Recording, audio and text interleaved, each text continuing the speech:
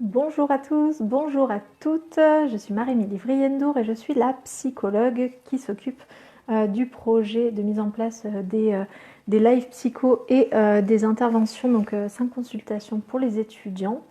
Voilà, je suis vraiment très heureuse de vous accueillir aujourd'hui pour ce nouveau live. C'est le 9e, donc mine de rien, petit à petit, on arrive à avancer dans les thématiques qu'on va pouvoir aborder. J'espère que vraiment vous allez bien, que vous passez un confinement le mieux possible pour vous. Je sais que pour certains, c'est pas idéal, mais en tout cas, voilà, je vous souhaite vraiment de passer un super moment, en tout cas ce soir, même si le confinement c'est un peu compliqué. Je vous souhaite vraiment une bonne soirée. En tout cas, voilà, ce soir, on va parler d'une thématique qui me tient vraiment à cœur et que j'observe encore une fois très souvent en cabinet ou en intervention.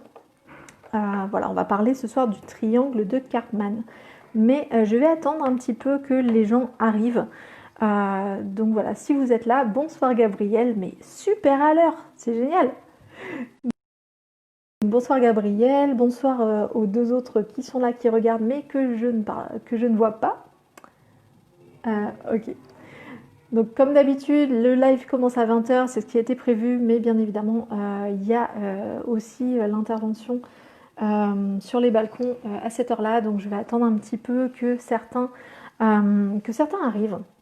Donc voilà, donc ce soir, on va parler de Karpman, on va travailler vraiment sur un concept qui est ce qu'on appelle aussi le triangle dramatique, c'est victime, bourreau, sauveur.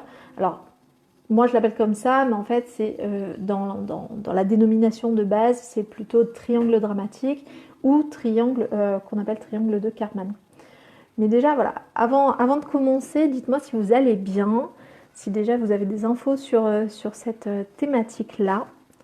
Voilà, dites-moi un petit peu comment ça se passe pour vous, en fait. Bonsoir, Émilie.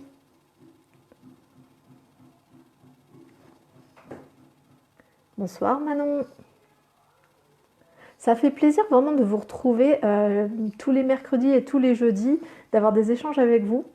Donc j'espère que vous m'entendez bien. Dites-moi déjà si vous m'entendez bien. J'ai eu plein de problèmes de connexion, de matériel qui me lâche. Le confinement, c'est pas idéal pour travailler.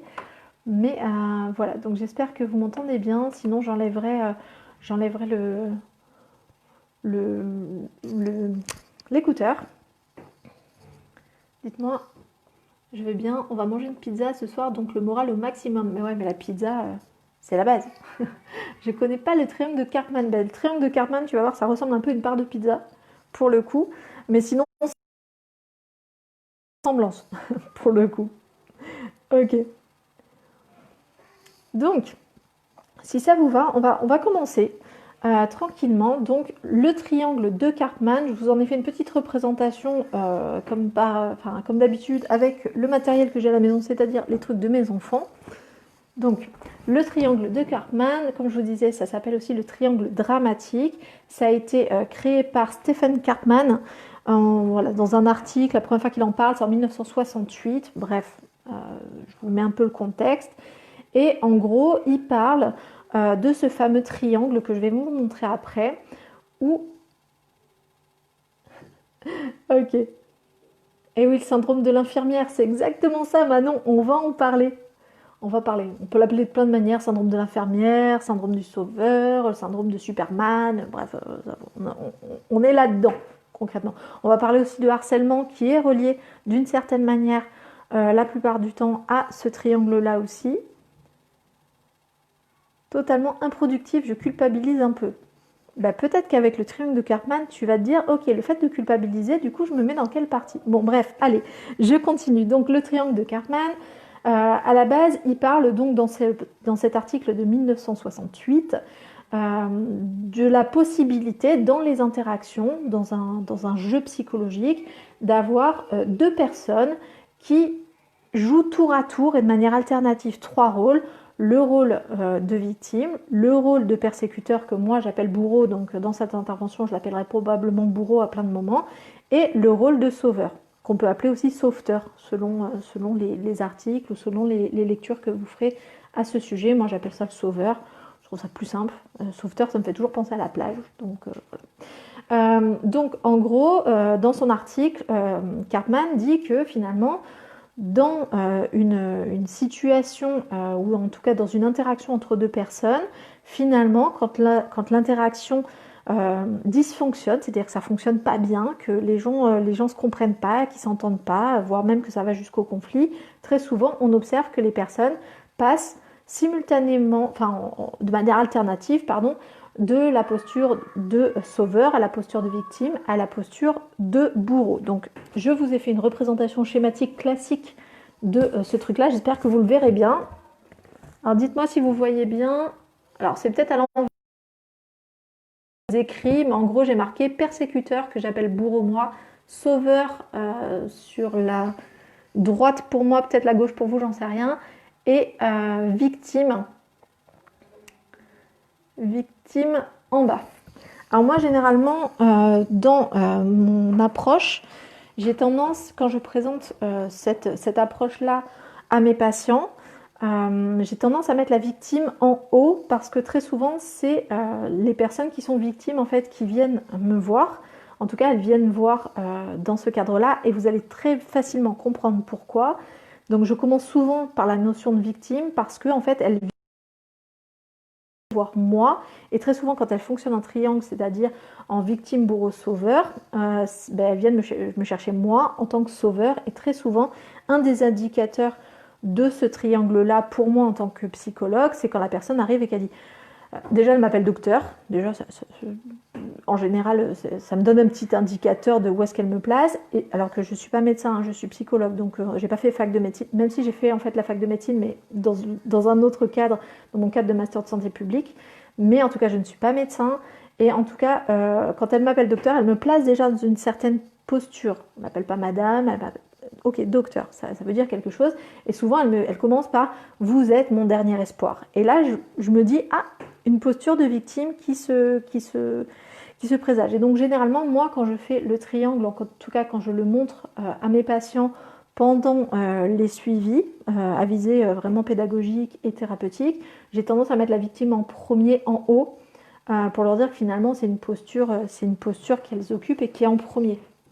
Voilà, c'est juste pour vous dire finalement on peut le mettre dans un sens, mais on peut aussi le mettre dans l'autre. Peut-être qu'on peut mettre le bourreau en premier. Enfin, l'ordre n'a pas vraiment de sens. Le but, c'est vraiment de garder cette notion de triangle avec 3 places très identifiables et très identifiées, victime, bourreau et sauveur. Bonsoir Aurélien. Donc je vais vous présenter ces trois postures-là. Donc la posture de victime, c'est celle dont je viens de parler. C'est souvent la personne qui elle va pas bien, elle est en détresse, voilà. Très souvent, on a vraiment un rapport à l'émotionnel qui est un rapport qui peut être dépressif ou qui peut être vraiment, c'est la personne qui finalement est victime ou se sent victime. La plupart du temps, c'est la personne qui se sent victime de la malchance, victime de la société, victime, voilà, c'est l'autre qui est méchant et qui le persécute, et c'est lui qui subit finalement beaucoup la situation. Il y a vraiment cette notion de subir chez la personne qui est dans cette posture de victime. Donc, vous les reconnaîtrez très facilement, c'est les gens qui vont sans arrêt demander de l'aide, qui vont être en mode c'est trop injuste, les autres sont méchants, moi j'ai rien fait, c'est l'autre qui m'a agressé. Voilà, c'est les personnes. Bonsoir, c'était ça. C'est vraiment les personnes qui vraiment, on ressent le côté vraiment victime chez ces personnes-là. Donc ça, c'est la première posture qu'on observe. Alors encore une fois, beaucoup de mes patients sont dans ces postures-là. On verra qu'il y a d'autres postures que je ne vois pas en thérapie la plupart du temps. De par mon métier, de par le cadre de mon intervention, la plupart du temps, quand les gens viennent, c'est des gens en posture de victime. Par exemple, chez des assistantes sociales, c'est aussi des personnes qui viennent et qui sont souvent en posture de victime. C'est-à-dire qu'elles ont besoin d'aide, elles portent tout le poids du monde. Et voilà. Je ne dis pas que toutes les personnes qui vont chez des assistantes sociales sont des victimes. Hein. Attention, tranquille. Mais en tout cas, elles en verront plus, proportionnellement, on va dire, elles verront plus de personnes en posture de victime parce que c'est le cadre de l'interaction sociale qui se joue chez des assistantes sociales. Donc la posture de victime, c'est une posture donc, qui va attirer quelque part, et donc le point positif de rester dans cette posture de victime ou d'y être, c'est que ça va être finalement des personnes qui vont attirer quelque part la sympathie, qui vont attirer l'attention déjà. Ça va être les personnes qui disent oui, il y a le coronavirus, tout ça, mais moi vraiment c'est très difficile. Et ils s'en sortent bien, mais moi pas du tout. C'est pourquoi on nous inflige ça, pourquoi l'univers a mis ça en place. Enfin bref, ça va être des gens qui vont réagir à la situation de cette manière-là.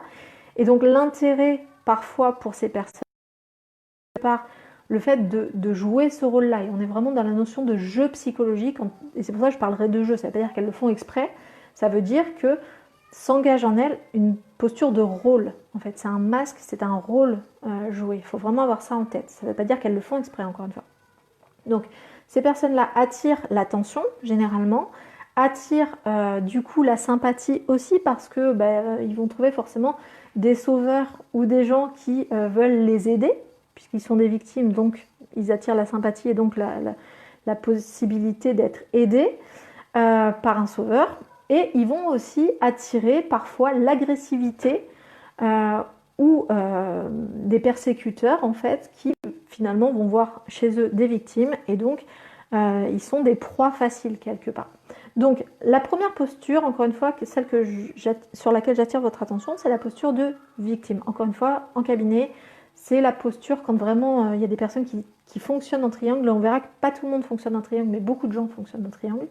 Et que ça dépend aussi des contextes, mais en tout cas, la plupart du temps, quand je vois des gens en cabinet, s'il y a un fonctionnement en triangle, souvent c'est la victime que je vois, en tout cas c'est ce rôle-là qu'ils me présentent, puisqu'ils sont dans une posture de demande d'aide. Et donc pour attirer ma sympathie et mon aide, ils jouent le rôle de victime. Ça veut dire qu'ils ne le sont pas, encore une fois. On fait la différence entre subjectivité et réalité, on a déjà fait des lives là-dessus. Donc, deuxième posture sur laquelle j'attire votre attention, ça va être le sauveur. Donc, on a dit finalement, quand il y a une victime, un sauveur va être créé, ou en tout cas va se révéler. Et le but du sauveur, c'est... alors, je fais partie d'un petit groupe, je lis en même temps les commentaires pour essayer de ne pas perdre le fil. Je fais partie d'un groupe sur l'hypersensibilité, c'est littéralement ça pour la plupart du temps. On ne sait tellement pas gérer, on est tellement fort qu'on se sent victime, même de nous-mêmes. Tout à fait, on peut être victime de soi-même. Petit aparté, oui, c'est entre nous, non, pas de problème. Effectivement, la victime est généralement hypersensible, hypercentrée sur elle. C'est pas quelqu'un qui est altruiste, la victime. La victime, elle est centrée sur elle, c'est tellement lourd et difficile ce qu'elle vit qu'en fait, déjà, toute son énergie est basée sur le fait de gérer ce truc-là qui est à l'intérieur d'elle, qui est compliqué, ou la situation qui est dramatique, catastrophique. Voilà. C'est horrible de s'infliger ça en plus. On s'en rend pas compte. Bah oui, encore une fois, on fait pas exprès, on s'est pas réveillé un matin en disant aujourd'hui je vais me mettre en posture de victime. Même si des fois ça arrive de jouer ce rôle-là de manière exagérée pour atteindre un objectif, on en parlera quand on parlera de manipulation tout à l'heure. Donc deuxième posture sur laquelle j'attire votre attention, donc c'est le sauveur qui va être révélé en présence d'une victime ou qui va exister parce qu'il y a des personnalités, on verra après, qui sont plus à l'aise avec le côté sauveur. Et du coup, ça peut être donc une victime qui génère un sauveur ou un sauveur qui finalement va chercher ou générer des victimes. C'est-à-dire quelqu'un qui va tout le temps être en mode t'as besoin de quelque chose? Non mais vas-y, je t'aide, machin, alors que l'autre n'a rien demandé. Vous voyez, par exemple. Ou des personnes qui vont se mettre en situation potentiellement plus facile, qui vont rencontrer plus facilement des victimes, c'est-à-dire par exemple toutes les professions qui sont des professions d'aide, psychologues, il y a beaucoup de sauveurs, médecins, il y a énormément de sauveurs, infirmiers, voilà. Donc dans la posture de sauveur, on va avoir du coup un certain profil qui est très tourné vers l'autre et qui va chercher en fait à aider l'autre. Alors c'est une posture, vous l'aurez bien compris et vous l'imaginez bien, qui est assez gratifiante parce que socialement c'est plutôt bien vu d'aider les autres. mais ça peut être gratifiant, mais en même temps, et valorisant, clairement, mais parfois, il va y avoir ce truc-là de finalement toujours faire passer les autres avant soi, parce que c'est les autres qui sont importants, et c'est très important de le montrer comme ça, et du coup, ce sont des personnes qui vont parfois s'oublier, voire se sacrifier pour les autres, ou au contraire, et enfin, pas au contraire, mais ou en parallèle, on va dire, qui vont en fait parce qu'ils n'arrivent pas à gérer leur propre mal-être intérieur, leur propre anxiété intérieure, ils vont se mettre au service des autres, et donc au plus ils sont centrés sur les autres, au plus ils font comme s'ils n'avaient pas vu que ça allait pas à l'intérieur d'eux et qu'il y avait des trucs à régler à l'intérieur d'eux. Donc chez le sauveur, il y a souvent soit l'un, soit l'autre. C'est-à-dire soit la personne qui réagit à une situation en présence d'une victime ou qui va chercher des victimes parce que c'est valorisant, c'est gratifiant et voilà. Soit c'est la personne qui est tellement au bord du gouffre qu'en fait elle va tout miser sur le fait d'aider les autres et tant qu'elle aide les autres, ça va. Vous voyez, parce que du coup, tant qu'elle est focalisée sur les autres, elle ne ressent pas sa propre anxiété, sa propre peur, son propre désarroi, son propre gouffre en fait. Alors, j'ai vu que vous aviez réagi. Des fois, elle va mettre un masque altruiste pour plus se sentir victime. C'est possible ça? Oui, on parlera justement du fait de passer d'une position à une autre. C'est très fréquent. On en connaît plein de gens comme ça. À un moment donné, je me suis mis en quête visiblement... En quête victime... Ah oui, d'accord, tu cherchais des victimes pour ne plus te sentir victime toi-même. Ouais. Devenir sauveur de la fuite. Bon, en même temps, tu as probablement aidé des gens, ce qui n'est pas forcément négatif en soi. Encore une fois, rien n'est négatif en soi. Aucune posture que je vais vous présenter ce soir n'est négative en soi. Même la troisième, sur laquelle je viens. Donc, encore une fois, hein, chez le sauveur, on a le syndrome de l'infirmière, syndrome de Superman. C'est vraiment les gens qui vont sauver l'humanité, qui prennent toutes les responsabilités du monde. On a aussi certaines formes de bouc émissaire, c'est-à-dire qu'ils vont prendre pour les autres.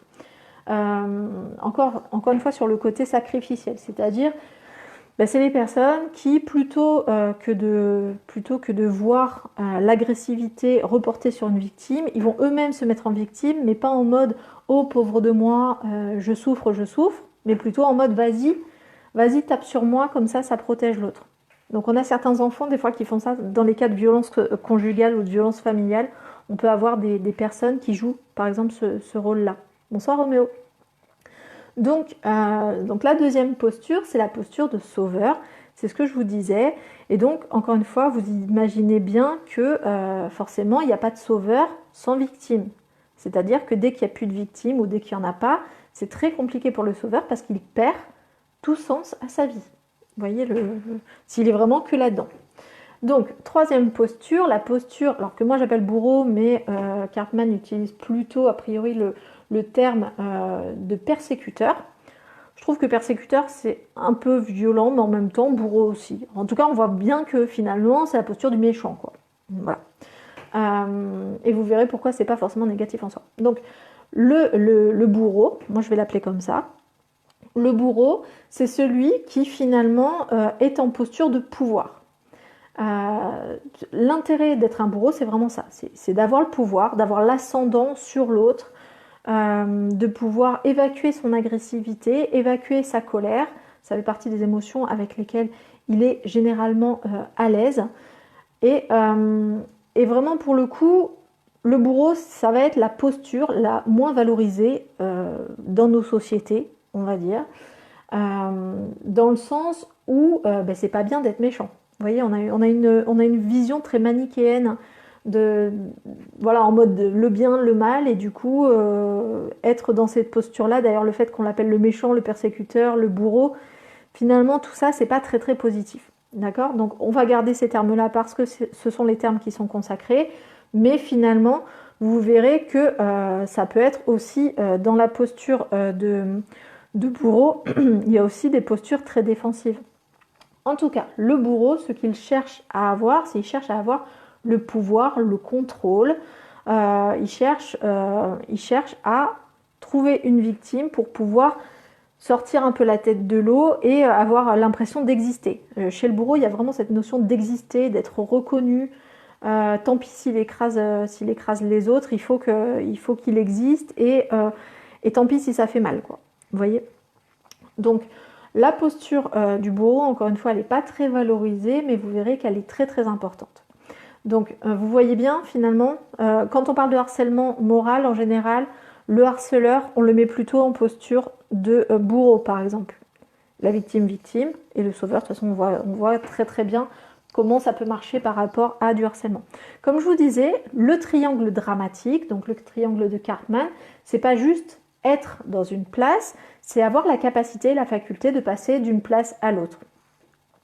Parce que, en fait, dans l'absolu, les personnes qui fonctionnent en triangle, alors moi je dis ça, hein, les personnes qui tournent en triangle, moi je dis comme ça, en général ça fait rire les patients.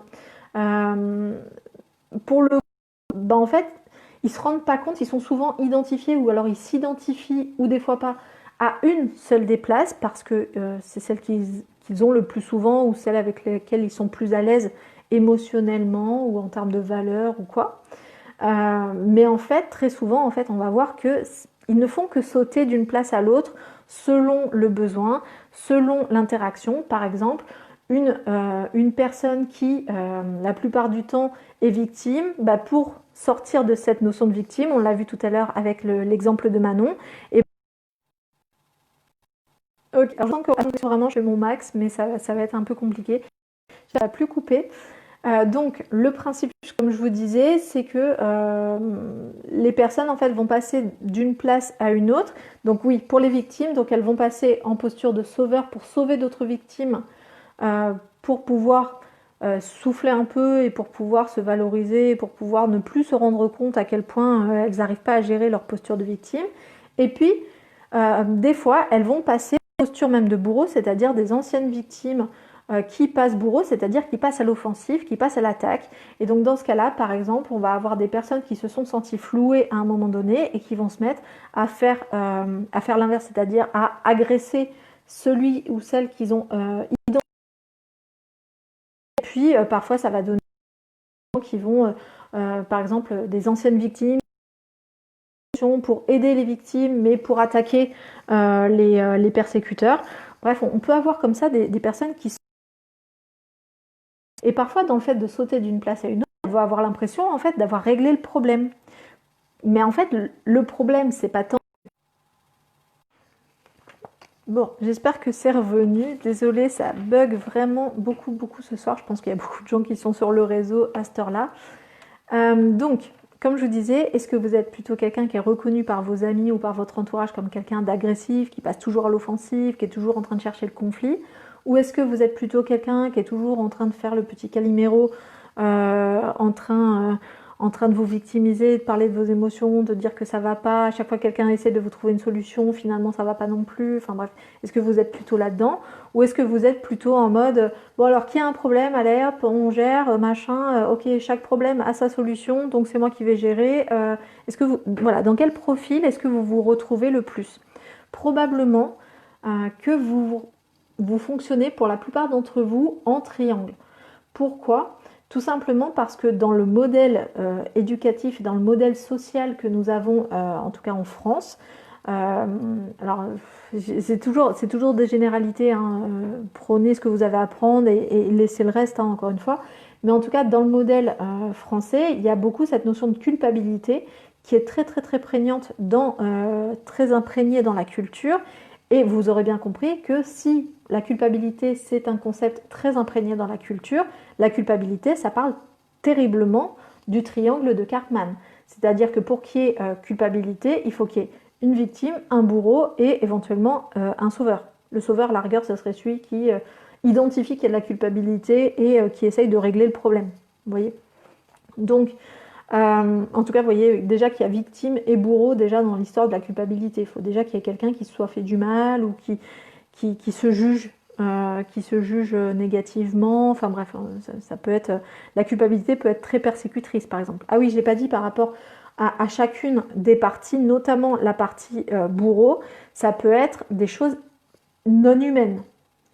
Ça peut être des choses, la société, une maladie, ça peut être la vie me persécute, l'univers me persécute. Ça peut être la malchance, ça peut être une personne. En général, c'est un peu plus identifié, mais ça peut être un groupe de personnes ou un type de personnes. Les hommes me font toujours du mal. Donc, dans ce cas-là, on a la victime qui est la femme qui est en train de parler et les hommes, de manière générale, qui sont identifiés comme persécuteurs. Donc, vous aurez bien compris. Posez des questions, hein, n'hésitez pas. Je ne sais pas si, encore une fois, j'ai accès aux questions, j'en sais rien. Mais en tout cas, n'hésitez pas à poser des questions. Mais en tout cas, voilà, j'espère que déjà, pour les 3 postures, c'est clair pour vous. Donc, il y a victime, bourreau et victime, bourreau, sauveur. Je ne sais pas dans quel sens vous le voyez, mais en tout cas, victime, bourreau et sauveur, qui sont les 3 postures principales de ce triangle. Et la plupart du temps, comme je vous ai dit, si vous avez grandi dans une culture telle que la culture française ou qui fonctionne un peu sur le même principe, il y a très souvent cette histoire de victime, un bourreau, sauveur. Alors, je regarde s'il y a d'autres commentaires. Alors, non, a priori, on est bon. Ok. Donc, on continue. Donc, par rapport à cette histoire de triangle victime, bourreau, sauveur, donc comme je vous ai dit, c'est très très très fréquent qu'on change de place selon l'interaction. C'est-à-dire qu'on peut très bien, même dans une même phrase, faire en même temps la victime, le bourreau et le sauveur. Par exemple, les parents font ça tout le temps, en mode mon petit chéri, pourquoi tu ne veux absolument pas manger tes haricots verts? Franchement, tu me fais de la peine, alors que moi, je me donne du mal pour toi, pour ta santé. Franchement, mange-les, sinon tu vas finir, tu vas aller au lit. Tu vas avoir une fessée ou je sais pas trop quoi. Ok. Donc là, on voit bien que dans la même phrase, même si elle était un peu longue et un peu construite de manière hasardeuse, on voit très bien que finalement, je suis en même temps la victime parce que c'est mon fils qui est en train de me faire vraiment beaucoup de peine parce que je me suis donné du mal et tout ça. Et en même temps, je parle aussi de la posture de sauveur parce que je lui fais des haricots verts pour sa santé, pour son bien-être, parce que je suis une bonne personne qui essaye de faire en sorte que mon fils aille très bien, et en même temps je finis en disant mange, sinon tu vas avoir une punition. Et là je passe en côté persécuteur. Si je le travaillais encore plus, je pourrais passer dans vraiment de l'agressivité, tout en pleurant, tout en ayant des bons sentiments. Et en fait, encore une fois, c'est ce genre de propos ou de phrases que vous avez probablement entendu d'une manière ou d'une autre quand vous étiez enfant, qui construit en vous la posture de victime, bourreau, sauveur. Encore une fois, il y a des familles où, quoi qu'il se passe, on cherche toujours un coupable. Voilà, c'est qui a cassé la lampe, c'est qui a fait ça. Moi, j'appelle ça les interactions c'est qui. Parce qu'à chaque fois, il faut chercher le coupable. En fait, on ne cherche pas la solution, on cherche le coupable. Donc, il y a des familles où ça fonctionne beaucoup, beaucoup, beaucoup comme ça. Alors, Francesca, déjà bonsoir. Et tu avais quelque chose à dire. C'est lorsqu'on est dans une situation où chaque interlocuteur joue un rôle qu'on rentre dans ce qu'on appelle les jeux psychologiques. Le triangle de Karpman est un jeu psychologique. Clairement, ça en fait partie. Il y en a d'autres types de jeux psychologiques, mais on est dans un jeu psychologique dans le sens où il y a des rôles. Vraiment jeu en termes de jouer un rôle. Donc oui, Francesca, tout à fait. C'est ce que je disais au tout début. Mais tu n'étais peut-être pas encore arrivée, donc c'est très bien que je puisse le redire là. Merci beaucoup d'être intervenue. Donc, encore une fois, on peut passer d'une posture à une autre très facilement. Vous avez vu que dans une même phrase, on peut jouer les 3.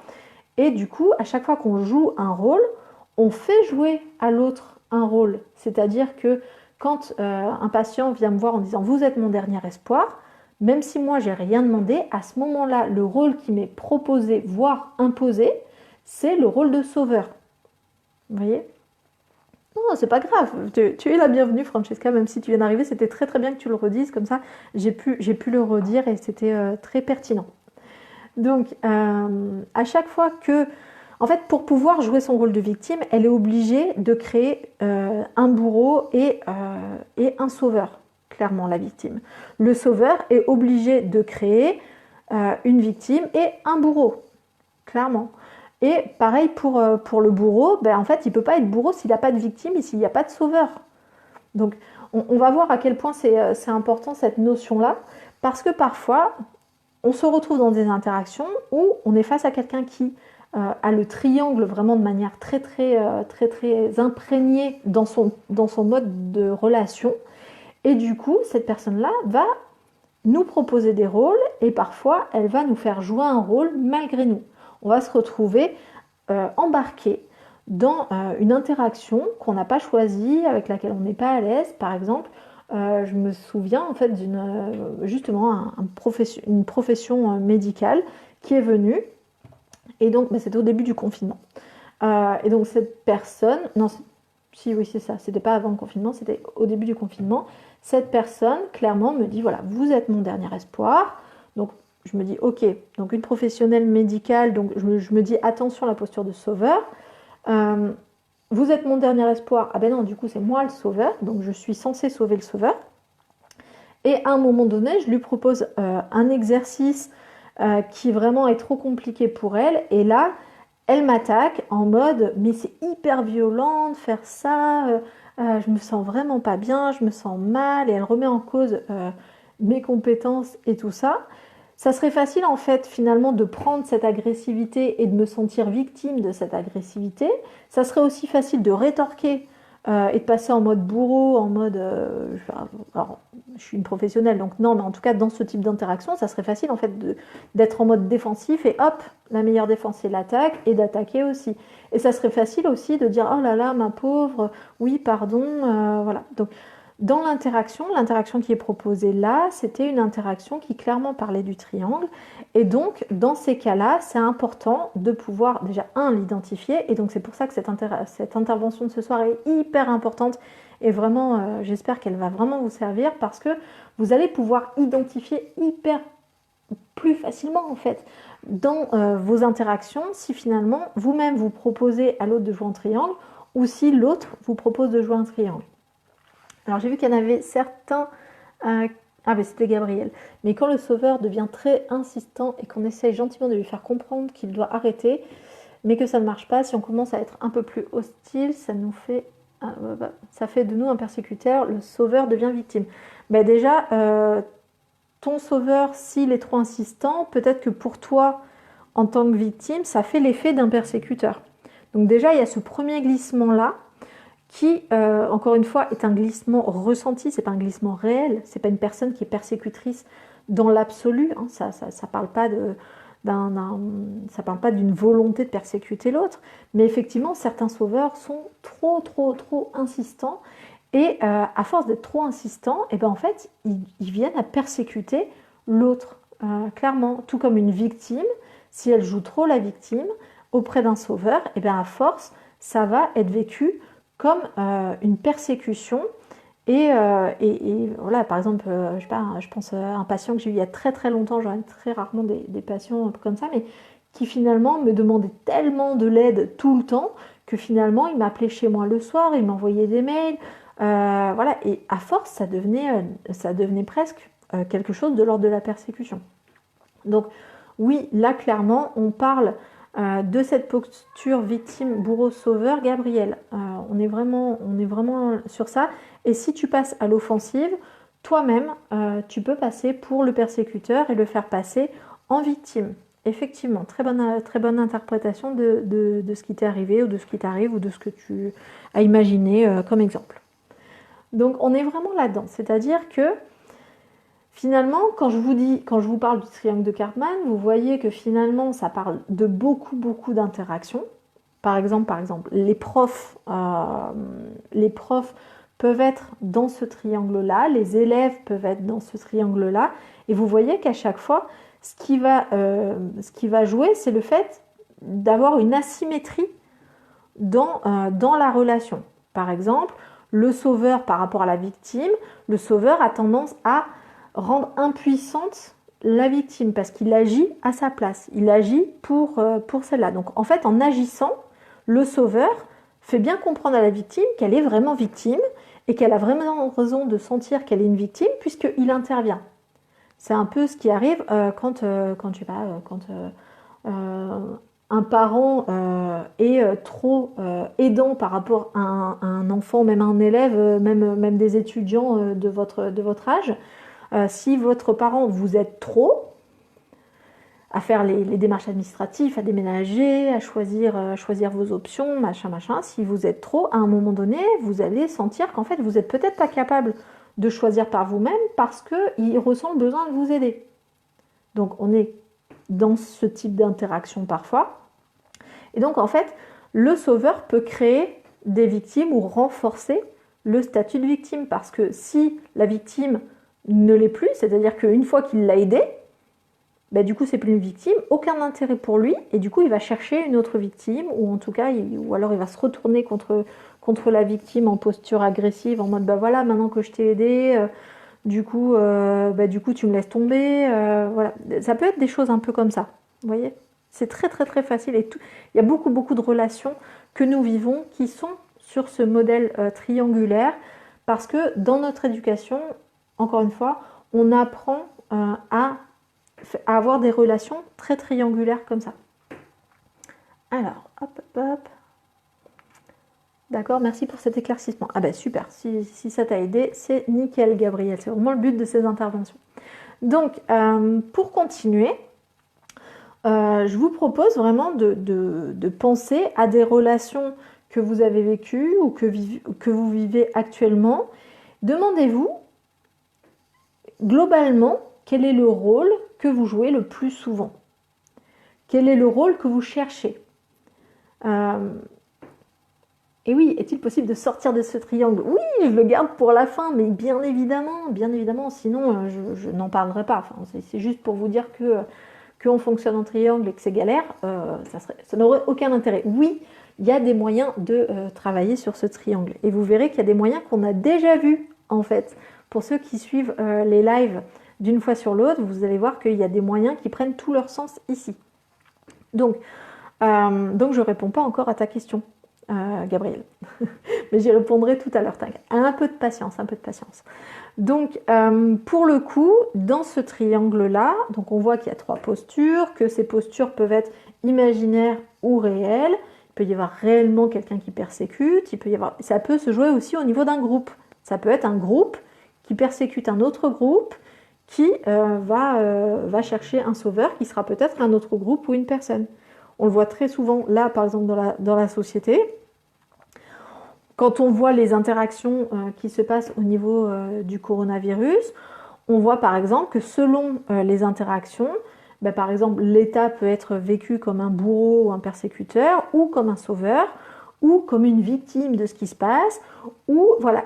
L'État est un groupe, ou est une personne morale, ou est un ensemble de personnes, ou voilà, une entité qu'on peut très bien mettre dans une de ces places. Le peuple aussi. Le personnel soignant aussi. Finalement, ce sont des sauveurs qui là sont victimes du manque de moyens, par exemple, mais ça reste des sauveurs par rapport au coronavirus et par rapport aux victimes du coronavirus. Et le bourreau, là, c'est soit le coronavirus, soit le manque de moyens. Vous voyez, ça peut être conceptuel. Et en fait, on peut avoir comme ça, finalement, des ressentis, parfois des ressentis de pouvoir, parce que, mine de rien, ils ont le pouvoir de sauver des gens, parfois des ressentis de victime et donc d'impuissance, parce qu'en fait, ils peuvent être impuissants par rapport à la situation, et parfois des postures agressives, quand, par exemple, ils vont réagir, par exemple, par rapport à quelque chose qui n'est pas acceptable pour eux. Par exemple, le manque de masque ou des choses comme ça.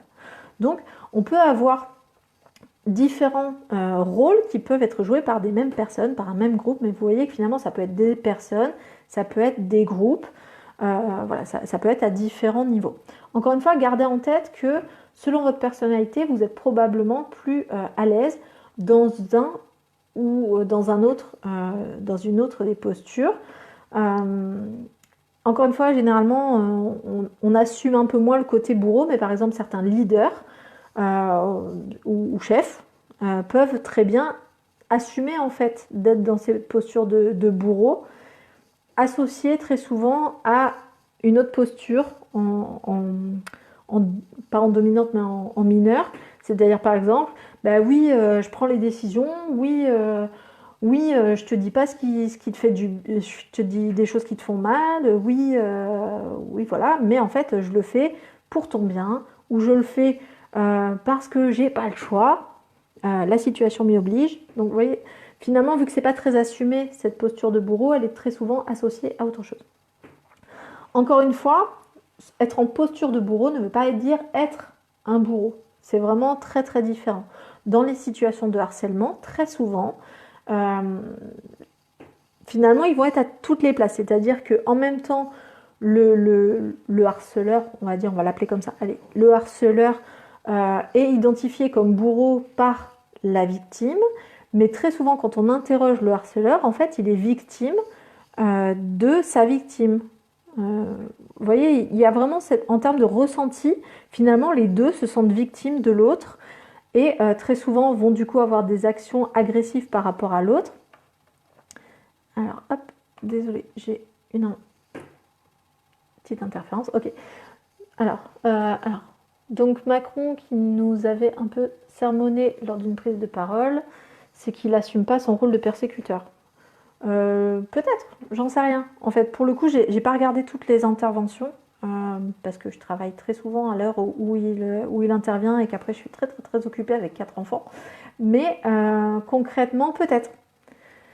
C'est possible. En tout cas, dans sa position, ça serait logique qu'il ait un petit peu des manifestations des 3 rôles parce qu'en fait, les 3 rôles seraient justes et justifiés par rapport à sa posture. Parce qu'en même temps, en tant qu'il n'a pas été élu pour ce genre de... Enfin bref, il pourrait se dire, bah oui, mais je subis la situation, les autres, mes prédécesseurs n'ont pas eu à gérer le coronavirus, moi oui, franchement, c'est pas cool, et puis les gens, ils s'en prennent à moi.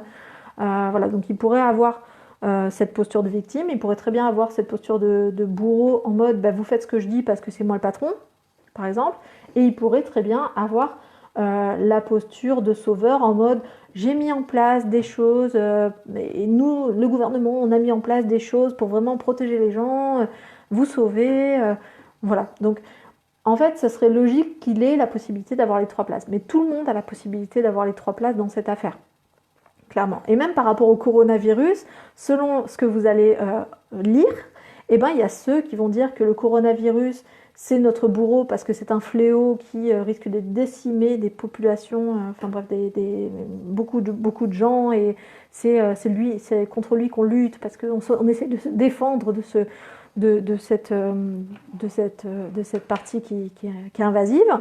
Certains autres vont dire finalement, en fait, le coronavirus, c'est la conséquence finalement des activités humaines et tout ça, donc ce serait presque une victime. C'est-à-dire qu'il n'a pas choisi en fait d'exister et d'être là et machin. Donc vous voyez que selon les communications, il est soit victime, soit bourreau. Il est un peu moins dans... Et puis il y en a certains pour qui finalement le coronavirus, qui est encore une fois un concept ou c'est pas une personne, clairement, mais elle est très très très personnifiée dans les communications. En fait, on va l'identifier comme étant l'élément qui est potentiellement l'élément qui peut changer l'humanité, qui peut redonner un nouveau souffle à la nature, qui peut nous permettre de prendre les bonnes décisions, et donc presque une posture de sauveur en fait. Donc vous voyez que finalement c'est une histoire vraiment de point de vue en fait. Personne n'est victime, bourreau ou sauveur dans l'absolu, c'est vraiment une histoire de ressenti, c'est très subjectif. Dans une même situation, vue par plein de gens différents, il pourrait y avoir des interprétations différentes à ce niveau-là. Mais en tout cas, pour la personne qui vit en triangle ou pour la personne qui se retrouve mise dans le triangle, c'est intéressant quand même de le remarquer parce que finalement, en fait, encore une fois, il y a plein d'interactions où on est dans cette posture-là et où on se retrouve jouer dans cette posture-là ou entraîner les autres dans cette posture-là. Enfin, dans ces postures-là, dans ce jeu de rôle-là, dans ce jeu psychologique. Donc, une fois que j'ai dit qu'il y avait des gens qui fonctionnaient comme ça, probablement en lien avec l'éducation, avec voilà, la société, et que voilà, c'est un apprentissage de fonctionner comme ça. Du coup, pour dire, oui, mais est-ce qu'il est possible de fonctionner? Est-ce qu'il y a des gens qui fonctionnent différemment? Eh bien oui, en fait, il y a des gens qui fonctionnent différemment, et même vous, selon les situations, vous fonctionnez différemment. C'est-à-dire qu'il y a plein de moments peut-être où vous fonctionnez sur le modèle du triangle, et il y a plein d'autres moments où vous ne fonctionnez pas sur le modèle du triangle. C'est-à-dire, dans les autres moments, et bien en fait, si par exemple quelqu'un essaye de vous dire que oui, mais c'est toi qui as fait ça, c'est à cause de toi que je me sens mal, peut-être qu'à un moment donné, vous allez juste réagir en disant bah en fait non, en fait c'est toi qui as fait ça tout seul. Moi j'ai peut-être fait quelque chose, mais finalement non. Vous voyez, il y a des interactions comme ça où vous n'allez pas prendre en fait. C'est un peu comme, c'est toujours l'image que je prends parce que moi elle me parle bien. C'est un peu comme un petit garçon, une petite fille ou quoi, ou bref des enfants qui sont dans un bac à sable. Il y en a un qui commence à balancer du sable et bah, l'autre il dit, enfin soit il rebalance du sable aussi, soit il pleure. Soit il dit, bah, en fait, j'ai pas envie de jouer, en fait. Et du coup, bah, il s'en va, il laisse l'autre jouer, trouver quelqu'un d'autre pour jouer comme ça en triangle avec lui. Mais en tout cas, un enfant qui balance du sable dans le bac à sable, si personne ne répond, si personne ne pleure, bah, du coup, ça l'amuse plus, il arrête de jouer. Mais c'est exactement ça. Quand tu parlais tout à l'heure, Gabriel, de la sortie du triangle, on est clairement sur cette image-là. C'est-à-dire d'identifier qu'il y a un jeu qui est mis en place, ou qu'on a mis en place, et de se dire, en fait, est-ce que j'ai vraiment envie de jouer ce rôle-là? Et de se dire, en fait, peut-être pas, en fait. J'ai pas envie de rentrer dans ce truc-là, j'ai pas envie de pleurer à chaque fois ou de souffrir à chaque fois que quelqu'un me dit quelque chose. Je pensais, par exemple, au fait de pas dire bonjour la dernière fois. Clairement, d'être dans la posture de oui, mais tu m'as pas dit bonjour. On est clairement un victime bourreau, hein. On est là-dedans. Et si la personne va en parler à une autre personne, mais tu te rends compte, il m'a pas dit bonjour, je me sens trop mal, machin, mais du coup c'est qu'il va chercher un sauveur, c'est-à-dire quelqu'un pour le valider quelque part en posture de victime et peut-être trouver une solution ou gérer le truc, mais en tout cas il y a cette histoire de validation de la posture de victime qui est importante pour la personne qui va chercher son sauveur. Donc il y a vraiment, encore une fois, il y a vraiment cette notion de les triangles se mettent en place très très rapidement dans notre société parce que c'est un fonctionnement commun. C'est-à-dire qu'on a beaucoup l'habitude de fonctionner comme ça. Encore une fois, on cherche un coupable, on cherche un responsable. On focalise beaucoup sur ce qui ne va pas. Voilà, et le côté aider son prochain est quelque chose de valorisé. Donc on a toutes les et en plus on accepte mal d'être en colère ou des choses comme ça, on accepte mal ce qu'on ressent, et du coup on a tendance à rejeter l'agressivité, à rejeter la colère sur les autres, ce qui donne la posture de bourreau. C'est en gros, ça pique trop à l'intérieur de moi, donc je vais jeter ça sur quelqu'un. En gros, le sable ça fait mal, donc je le balance sur quelqu'un d'autre. Ok, ah non, je croyais que tu avais dit autre chose, Gabriel. Ok, donc pour sortir de ce fonctionnement en triangle, première chose, c'est déjà de l'identifier. Si vous ne l'identifiez pas, vous allez probablement plonger dedans. Ou pas le prendre, mais du coup, ça sera pas un sujet de discussion avec un psy, puisque de toute façon, vous n'avez pas pris, vous ne l'avez pas identifié, c'est que c'était pas un gros triangle, c'était pas très très marqué, ou l'autre n'a pas beaucoup insisté. Mais en tout cas, quand on est pris dans une posture en triangle, il faut vraiment déjà le remarquer, dire ok, qu'est-ce qui se passe? Qu'est-ce qui fait que je me sens vraiment persécutée? Ou qu'est-ce qui fait que je suis en train de me plier en quatre pour aider l'autre alors que clairement j'ai peut-être des trucs à faire pour moi? Qu'est-ce qui fait qu'à un moment donné j'agresse quelqu'un alors que j'ai peut-être pas envie de l'agresser mais que franchement je le fais? Voilà, c'est vraiment de se poser la question de qu'est-ce qui se passe chez moi. Et dans la sortie du triangle, un des éléments très très importants, c'est justement, donc d'identifier qu'il y a une situation relationnelle en triangle qui vient de se mettre en place, et deux, d'aller chercher vraiment qu'est-ce qui se passe chez moi, et qu'est-ce que je veux en fait. Est-ce que je veux jouer, et où est-ce que finalement je veux pas. Donc, il y a vraiment cette notion de prendre en fait sa part de responsabilité et laisser sa part de responsabilité à l'autre. Ce qui n'est pas le cas en fait dans la posture en triangle. Dans la posture en triangle, la responsabilité, elle est... alors, quand on la regarde avec du recul, elle est partagée, mais en fait, la responsabilité de ce qui crée la victime, elle est du côté du bourreau, clairement. Elle est identifiée comme ça, en fait. Donc c'est parce qu'il y a le coronavirus qu'il y a... Il va falloir que j'arrête de parler de coronavirus, franchement, ça prend trop de place dans mes interactions, mais en même temps, c'est présent. Donc c'est hyper intéressant de voir ce qui se passe. Mais en tout cas, voilà, c'est de se dire, ok, peut-être qu'il n'y a pas de coupable, peut-être qu'il n'y a pas de bourreau, peut-être qu'il n'y a pas de victime, peut-être qu'il n'y a pas de sauveur, en fait. C'est de se dire, à la fin, ben, peut-être que j'ai ma part de responsabilité et que l'autre a sa part de responsabilité dans ce qui se passe. Il n'y a pas de victime, il n'y a pas de bourreau. En fait, ok, l'autre me balance du sable, mais en fait, j'ai aussi la responsabilité de dire, ok, j'accepte ou j'accepte pas, est-ce que je reste là, est-ce que je pars, et pas d'être là à subir. Encore une fois, dans la posture de victime, il y a le côté subir, c'est-à-dire que c'est une posture assez passive. C'est rare que la victime soit dans cette posture-là et réagisse. Sinon, elle réagit en tant que sauveur ou elle réagit en tant que bourreau, c'est-à-dire qu'elle attaque aussi, ce qui pourra lui être reproché après. Donc, encore une fois, premier truc, identifier qu'il y a un fonctionnement en triangle. Et encore une fois, probablement que vous êtes les uns les autres en réaction, très souvent en réaction triangulaire. Surtout vu l'âge, vous sortez de l'éducation parentale, voilà, développement personnel, c'est pas encore là. En fait, au plus on a de l'expérience, au plus on renforce ce fonctionnement en triangle, ou au plus on en sort, en fait. Et il y a aussi des familles où, effectivement, on ne fonctionne pas en triangle, chacun prend sa part de responsabilité. C'est souvent des éducations dites bienveillantes où il y a finalement chacun est responsable de ce qu'il dit, de ce qu'il fait. On laisse une grande part de responsabilité aux enfants sans pour autant les culpabiliser de cette responsabilité. Tout le monde a le droit à l'erreur. Enfin bref, ce type de fonctionnement familiaux-là. Mais la plupart du temps, donc, probablement que vous fonctionnez en triangle. Et encore une fois, moi, je fonctionne très très souvent en triangle. Mais le truc, c'est que je l'identifie, donc en fait, je l'arrête assez rapidement. Et en fait, il y a même des moments où en fait, je le prends pas du tout. Si on élève son enfant sans le triangle de Cartman, donc tout le monde a sa part de responsabilité, est-ce que c'est mieux? C'est pas est-ce que c'est mieux ou moins bien, encore une fois, c'est pas bien ou pas bien de fonctionner en triangle, c'est quand c'est source de souffrance ou quand c'est un problème que finalement ça vaut le coup d'en sortir. Parce qu'il y a plein d'interactions où finalement ça ne pose pas de problème.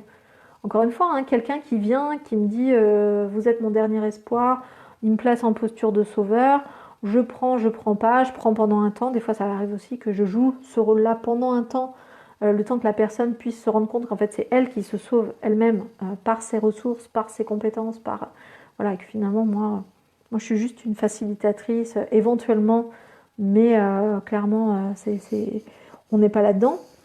Je ne sais pas si c'est mieux ou moins bien, c'est différent. Mine de rien, quelqu'un qui fonctionne en triangle, ça fonctionne.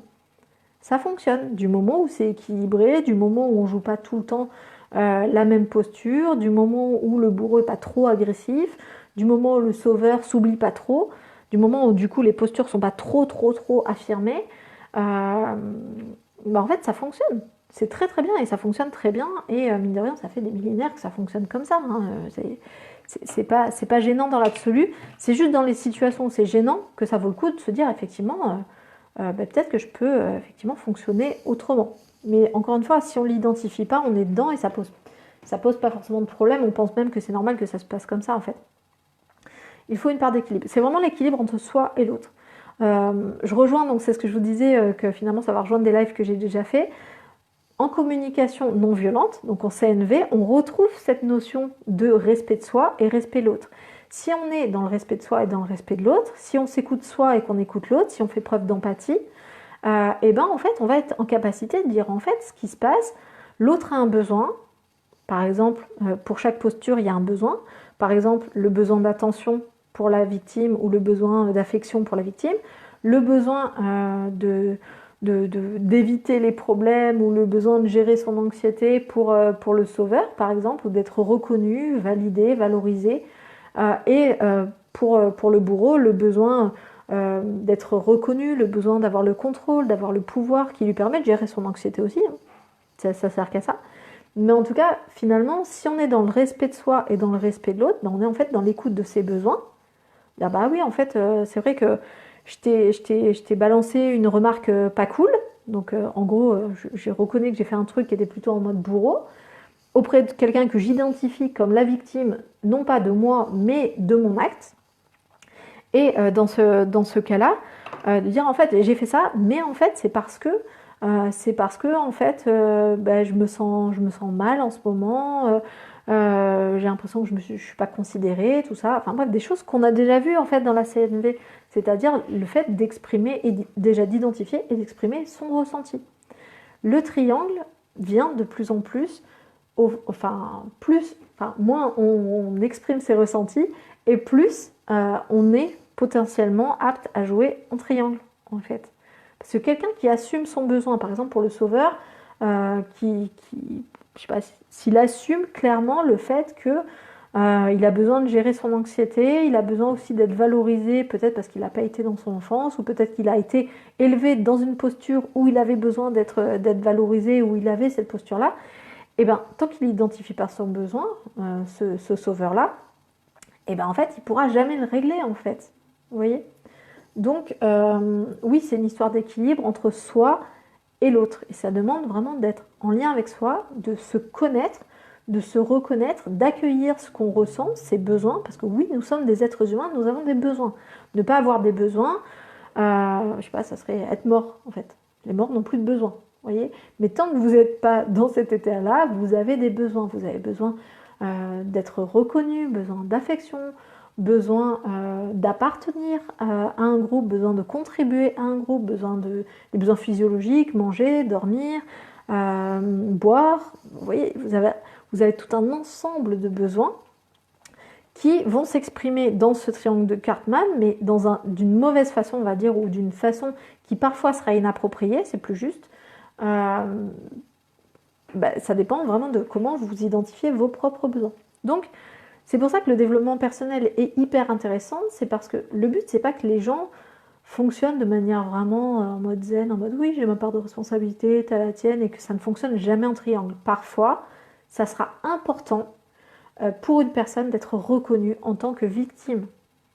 Par exemple, les personnes qui se font agresser, elles ont peut-être besoin, pour leur reconstruction, de passer par cette posture-là, qui encore une fois permet le repli sur soi, permet d'attirer l'affection, l'attention dont elles ont besoin en fait pour pouvoir se reconstruire, pour pouvoir se protéger. Donc la posture de victime est hyper importante, mais la posture de sauveur est hyper importante aussi. Je vous ai dit que finalement dans nos besoins, il y avait besoin de contribuer. Le fait d'être un sauveur permet de contribuer à la cohésion sociale, permet de contribuer à la survie du groupe, permet de contribuer. On le voit bien par rapport au coronavirus, j'en parle encore, c'est terrible ça, mais en tout cas, les infirmières, donc le corps sauveur, qui est un peu plus sauveur, les infirmières, les médecins, tout ça, finalement, on a besoin d'eux pour que le groupe fonctionne et survive. Donc, il y a besoin à certains moments d'avoir ces rôles-là. On pourrait dire le bourreau, il sert à rien, mais peut-être que le bourreau, il sert à pointer du doigt ce qui ne va pas, à bouger un peu les choses, c'est peut-être l'élément perturbateur, mais on sait que dans tout groupe, il faut parfois des éléments perturbateurs pour empêcher le non-développement et la nécrose du fonctionnement du groupe, quoi. C'est-à-dire pour éviter qu'un groupe meure, des fois il faut un élément qui vienne raviver le truc et qui vienne pointer ce qui ne va pas et qui vienne mettre un peu le bazar. Vous voyez? Donc, toutes les places ont un intérêt et une fonction par rapport à un groupe ou par rapport à une personne, et il n'y a pas de mauvaise ou de bonne place dans tous les cas. Et c'est pas gênant de fonctionner en triangle. Encore une fois, ça peut même être plaisant. Des amis avec lesquels vous fonctionnez un petit peu en triangle, genre allez, vous lui faites une crasse, bon allez, il est dégoûté, donc il va pleurnicher un peu, ou alors il va se plaindre, il va râler, machin. Donc victime bourreau. S'il peut que vous ayez un autre ami à ce moment-là qui va l'aider quand même, parce que bon, c'était vraiment pas cool de lui renverser le pot de ketchup sur la tête, ou je sais pas trop quoi, bon, bref. Donc là, il est victime de votre acte. Il y a quelqu'un qui vient l'aider quand même, ce qui renforce la cohésion du groupe.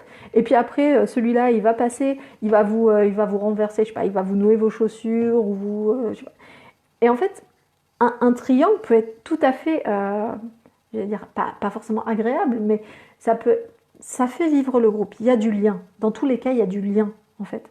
Il y a du jeu de rôle, donc il y a du lien. Donc c'est hyper important, et parfois, c'est pas gênant.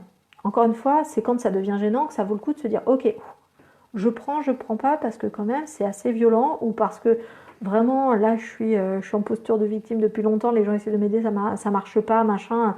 Est-ce que j'ai vraiment envie d'être associée à ça? Est-ce que j'ai envie de faire autre chose? Ou au contraire, je suis en train de m'épuiser à aider les gens. Est-ce que j'ai vraiment envie et besoin de ça? Donc encore une fois, c'est quand ça pose problème, quand ça dysfonctionne, que ça vaut le coup de poser la question. Donc oui, c'est une histoire d'équilibre, un équilibre entre soi et soi, un équilibre entre soi et les autres, et un équilibre entre les autres. Ça dépend où vous identifiez le triangle. Est-ce que vous avez des questions jusqu'à présent par rapport à ce truc-là, aux différentes postures? Je pense que je les ai plutôt bien décrites, mais s'il y a quelque chose qui n'est pas clair pour vous, n'hésitez pas à me le dire pour que je puisse préciser.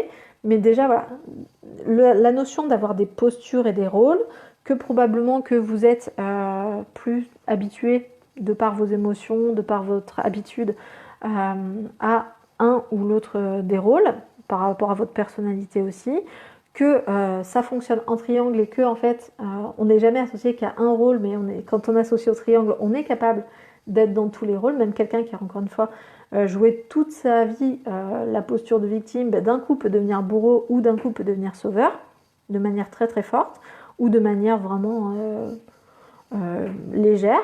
Et puis le fait que voilà, on passe d'une posture à une autre, et que une des façons, par exemple, de sortir de ce triangle quand ça devient problématique, encore une fois, et que quand ça devient problématique, c'est déjà de se rendre compte que ça fonctionne en triangle, de prendre de la distance par rapport à ça, de se demander finalement c'est quoi mon besoin qui est en train de s'exprimer quand finalement j'aide quelqu'un alors que déjà je suis à la dèche, et que, enfin ouais, ce genre de situation là, il y a des gens comme ça qui finalement se retrouvent pris dans des choses où finalement ça va les mettre eux en péril, mais ils le font quand même. Vous voyez? Donc qu'est-ce qui fait qu'à un moment donné je suis dans le sacrifice, ou qu'est-ce qui fait qu'à un moment donné je suis agressif, ou qu'est-ce qui fait qu'à un moment donné je me mets à pleurnicher au lieu de me battre, par exemple. Par exemple, par rapport au confinement, ça a révélé énormément de postures de sauveurs, on l'a déjà dit, hein, des gens qui veulent absolument aider, organiser tout ça, et puis des postures aussi de victimes, parce que les gens se sont retrouvés à subir une situation, et du coup, selon si ils se sont laissés mettre longtemps dans cette posture de victime, du coup, à un moment donné, peut-être qu'ils ont envie aussi d'en sortir. Donc ça vaut le coup de se dire, ok, mais en fait, j'ai une action possible sur ce triangle-là. Je suis pas obligée de le subir, je peux aussi en être acteur. Et un acteur, c'est celui effectivement à qui on attribue des rôles, mais c'est aussi celui qui choisit des rôles. Donc ça vaut le coup de prendre ce truc-là, de dire ok, est-ce que je change de posture ou pas, et puis de se dire ok, est-ce que j'assume ce que je ressens, mon besoin, est-ce que je l'identifie déjà? Encore une fois, ça demande une connaissance de soi, et ça demande de s'intéresser à soi et de connaître un peu son fonctionnement. Donc ça, au plus vous allez vous intéresser à votre fonctionnement de manière objective, enfin en tout cas la plus objective possible, au plus vous allez avoir des billes là-dessus. Et puis, je vous ai dit finalement, la communication non violente, ça vous permettra d'exprimer à vous-même, pourquoi pas, mais aussi aux autres, ce qui se passe pour vous.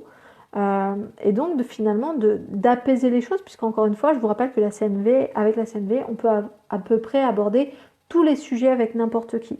Donc un sauveur pourrait très bien utiliser la CNV s'il se rend compte qu'il est dans la posture de sauveur pour expliquer à la victime qu'il est en train de sauver ou d'essayer de sauver depuis longtemps, que en fait il l'a beaucoup aidé jusqu'à présent, mais qu'en fait il a des besoins, il est plus ok avec le fait d'être dans cette posture là, et qu'en fait il faut qu'il écoute ses besoins. Et donc est-ce qu'il serait possible que cette personne là aide aussi, ou que cette personne là prenne sa responsabilité dans ce qui lui arrive, ou peu importe, ça peut être des choses un peu comme ça.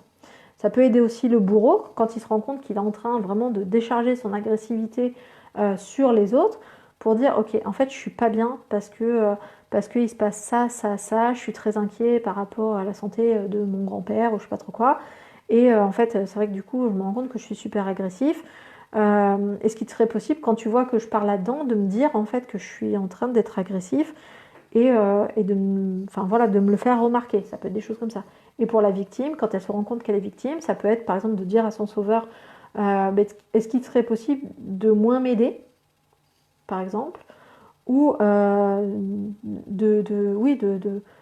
pas forcément toujours anticiper tous mes besoins si c'est un sauveur un peu abusif, ou qui fait énormément, voire qui anticipe tous les besoins de l'autre. Est-ce qu'il serait possible de ne pas anticiper tous mes besoins et de me laisser même galérer un peu, mais j'ai vraiment envie d'essayer de me sortir de mes problèmes un peu toute seule ou tout seul. Et puis, si la victime veut parler à son bourreau, dire en fait, là, ce qui est en train de se jouer avec toi, là, en fait, c'est pas ok. C'est hyper agressif. Moi, je me sens vraiment pas bien par rapport aux échanges qu'on peut avoir. Ça me renvoie à des choses, je me sens diminuée, je me sens mal, peu importe. Est-ce qu'il serait possible, quand tu as des choses à me dire, de juste me le dire sans crier, par exemple? Ça peut être des choses qui sont entendables. Et vous voyez qu'avec la CNV, on peut très bien aborder ce genre de choses et parler en fait de l'interaction, sans pour autant parler du problème, mais on parle de l'interaction. Alors, j'ai vu que vous étiez en train d'écrire, mais est-ce qu'il y a des personnes qui vont jouer leur rôle à l'extrême pour justement entraîner quelque chose de négatif afin de renforcer une croyance, de renforcer une croyance ou de trouver une forme de bénéfice qui n'en serait pas vraiment un? Ok, je sais pas si c'est très clair. Ouais, un peu. Donc en gros, tu t'interroges sur le fait que des personnes effectivement pourraient pousser à l'extrême pour y trouver un bénéfice. Dans tous les cas, toute posture a un bénéfice. Le bourreau ressent du pouvoir et du coup a l'impression de contrôler les choses et les autres. La victime a un bénéfice parce qu'elle reçoit de l'attention, de l'affection, de l'aide de par son entourage ou les gens qui vont l'aider. Le sauveur reçoit de la gratification, s'évade de ses propres problèmes et peut faire du coup du déni sur ses propres problèmes pour s'occuper des autres. Donc il y a de toute façon un bénéfice. Alors, je relis quand même ta question pour voir si j'y réponds. N'hésite pas à me dire si j'y réponds pas, si je suis à côté de la plaque. Ça peut arriver parfois. J'avoue, des fois je lis un peu rapidement. Oui, mais en fait c'est un bénéfice qui n'en est pas un dans l'absolu, parce qu'en fait au final, par exemple le sauveur, il règle toujours pas ses problèmes. La victime, elle sort toujours pas de sa condition de victime si elle entraîne l'affection et la sympathie et l'aide de tout le monde. Si tout le monde l'aide, finalement, elle s'en sort pas. Parce qu'en fait, c'est un peu l'histoire de si tu veux vraiment aider quelqu'un, apprends-lui à pêcher, ne lui donne pas tout le temps du poisson. On est exactement là-dedans. Donc oui, c'était plus ou moins clair en fait quand même. Mine de rien, on s'en est sorti. Francesca, dis-moi si j'ai répondu à ta question. Donc Sheima, est-ce qu'on ne peut pas trouver comment combler un besoin, reconnaissance, attention, affection, d'une autre façon que dans les relations interpersonnelles? Bah oui, en fait c'est ça, c'est déjà de reconnaître son besoin. Je peux t'assurer Sheima que pour certaines personnes c'est très très compliqué, et en fait pour la plupart des personnes c'est assez compliqué en fait déjà de reconnaître que en fait je suis en train de râler sur la société parce qu'en fait j'ai besoin de me sentir en sécurité, ou j'ai besoin... les besoins, c'est parfois difficile en fait de les identifier, donc pour les combler, c'est pas forcément évident. Et est-ce qu'on peut les combler d'une autre façon une fois qu'on les identifie? J'imagine, Sheima, une fois que j'identifie mon besoin, oui, la première question à se poser, c'est est-ce que je peux combler mon besoin d'une autre manière dans la relation, mais aussi toute seule? Si par exemple j'ai besoin, et en général en thérapie, c'est un peu ce à quoi on arrive, c'est-à-dire quelqu'un qui vient en posture de victime et qui vient me dire vous êtes mon dernier espoir, vous pouvez vraiment me sauver, si ça marche pas la thérapie, franchement après j'ai pas de solution, donc du coup ça sera terminé pour moi. Je vous garantis qu'on a ce genre de discours en face. Si je lui dis oui je vais vous aider bien sûr, là je suis dans la posture de sauveur. Bref, donc est-ce que on a une autre façon? Oui, parce que en fait quand on prend pas cette posture de sauveur par exemple, pour le but de l'accompagnement, de la thérapie, du développement personnel, etc., c'est justement d'apprendre déjà à satisfaire ses besoins par soi-même et de ne pas être dépendant. Par exemple, la victime est très très très dépendante, et on voit bien que finalement, dans le triangle, on est dans un besoin de l'autre. Le bourreau ne peut pas décharger son agressivité sans une victime. Le sauveur ne peut pas se valoriser sans une victime. Finalement, la victime a énormément de pouvoir en fait sur le sauveur et sur le bourreau. C'est pour ça que des fois, quand il y a des personnes qui sont réellement victimes dans leur situation, par exemple dans les situations de harcèlement avérées, en fait, quand on travaille sur la victime, il faut s'attendre à ce que le bourreau et le sauveur se rebellent, en fait. C'est-à-dire qu'ils essayent de maintenir la victime dans cette place-là. Le sauveur, par exemple, en disant oui, mais t'es sûr que ça va vraiment bien, finalement, est-ce que tu serais pas en train de faire un déni en allant un petit peu mieux comme ça? Donc, encore une fois, c'est des relations interpersonnelles, c'est un jeu psychologique. Bien évidemment, nous, en développement personnel ou en thérapie, en accompagnement, en coaching et tout ça, l'objectif généralement, c'est d'amener la personne à satisfaire ses besoins au maximum seule, et il y a toujours un et, à aussi l'aider à satisfaire ses besoins avec l'aide des autres ou auprès des autres, mais d'une manière qui soit plus respectueuse d'elle-même et des autres, c'est-à-dire pas forcément dans une relation de dépendance où parfois on leur apprend aussi à être dépendant, c'est-à-dire à se laisser vraiment aider, à donner leur confiance, à se laisser guider par d'autres personnes, mais des personnes choisies et dont elles sauront si finalement c'est une personne positive ou négative pour elles, en tout cas toxique ou pas. Voilà, je ne sais pas si j'ai répondu à ta question, Sheima, mais en tout cas, il y a vraiment cette notion-là, effectivement, de oui, on peut satisfaire ses besoins par soi-même. Par exemple, pour le sauveur qui a besoin d'être valorisé, peut-être qu'il peut se valoriser déjà par lui-même, par rapport à tout ce qu'il a déjà fait dans le passé. Il n'a pas besoin de chercher d'autres victimes à sauver, il en a déjà sauvé plein. Il pourrait déjà se rappeler à quel point déjà il a aidé plein de gens, et finalement apprendre à s'aider lui-même parce qu'il sait aider les autres. Mais c'est très rare d'arriver à le faire soi-même quand c'est vraiment une posture très très affirmée. Donc c'est très compliqué. Pour continuer, une des autres compétences que je vous amène à réfléchir maintenant, ça sera la dernière pour ce soir, c'est vraiment la notion d'assertivité. Bien évidemment, elle est en lien avec ce que j'ai dit auparavant. L'assertivité, c'est la capacité justement à exprimer ses besoins et ses droits, mais sans empiéter sur les autres. C'est-à-dire de pouvoir dire, oui, je comprends que tu as des besoins, mais en fait, moi aussi. Donc, qu'est-ce qu'on fait pour pouvoir faire en sorte que ça soit OK pour tout le monde, en fait. Ça peut être ce genre de choses, en fait. Hein. C'est tout simple. Mais en gros, les questions que vous pouvez vous poser, alors je vous j'en avais noté quelques-unes, hop, parce qu'il y a un test d'assertivité qui existe, qui est là, que je fais passer parfois à mes patients pour justement savoir où ils en sont par rapport à ça. Mais les questions qu'on peut se poser, par exemple, pour savoir si on a une attitude assertive, c'est par exemple, je défends mes droits sans empiéter sur ceux des autres. Est-ce que c'est plutôt vrai ou est-ce que c'est plutôt faux pour moi, par exemple? Est-ce que vous êtes OK avec cette idée ou quoi? Quand vous vous la dites, je défends mes droits sans empiéter sur ceux des autres, vous êtes en accord ou en désaccord avec ça? Est-ce que ça résonne ou pas pour vous? Autre question, je ne crains pas de donner mon opinion, même en face d'interlocuteurs hostiles. Est-ce que vous êtes capable de donner votre avis en face de quelqu'un d'hostile? Est-ce que c'est quelque chose que vous êtes capable de faire? Est-ce que vous êtes capable d'écouter le point de vue de l'autre? Est-ce que vous coupez sans arrêt la parole? Ou alors au contraire, est-ce que vous laissez l'autre dérouler sa pensée jusqu'au bout avant de lui répondre?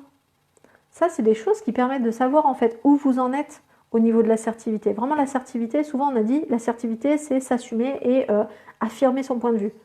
Oui, dans la mesure où on est aussi dans le respect de l'autre. On est vraiment dans les deux modalités. Les deux modalités sont très importantes pour qu'on puisse vraiment appeler ça de l'assertivité et pour que ça aide à sortir de ce fameux triangle de Cartman. Parce que vous aurez bien compris que si vous êtes juste capable d'affirmer vos positions mais que vous n'êtes pas en capacité d'accueillir ceux des autres, vous êtes probablement assez souvent en posture de bourreau, c'est-à-dire que vous imposez votre truc si vous n'êtes pas en mode écouter aussi ce que disent les autres. Donc vraiment, l'assertivité, c'est finalement avoir une posture en soi où on est dans le refus, où on a comme principe de ne pas rentrer dans des comportements qui sont agressifs, parce que c'est la posture de bourreau, dans des comportements qui sont des comportements de soumission, parce que dans ce cas-là, on serait dans des postures de victime, ou alors des postures de manipulation, qui seraient peut-être une posture qui serait proche, par exemple, du sauveur, ou parfois de la victime, ou parfois du bourreau. La manipulation, c'est pas propre à une des phases. Mais en tout cas, vous voyez que finalement, si vous arrivez à être dans une posture où vous dites non, mais en fait, j'ai pas envie d'être agressif, j'ai pas envie d'accepter l'agressivité de l'autre, j'ai pas envie d'être dans de la soumission et j'ai pas envie d'être dans la manipulation, c'est-à-dire que je suis pas en train de calculer ce que je dois dire par rapport à l'autre, j'essaie d'être vrai et authentique pour moi et aussi pour que l'autre ait l'information qu'il lui faut pour comprendre ce qui se passe pour moi. Dans ce cas-là, vous vous rapprochez de la posture d'assertivité.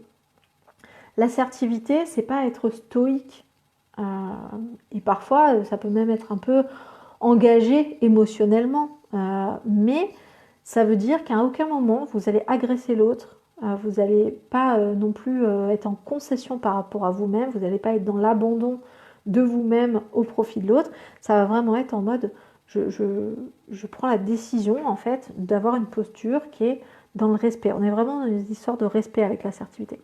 Donc, vous voyez, finalement, demandez-vous à quel point vous êtes OK avec ces 3 principes, pas d'agressivité, pas de soumission, pas de manipulation.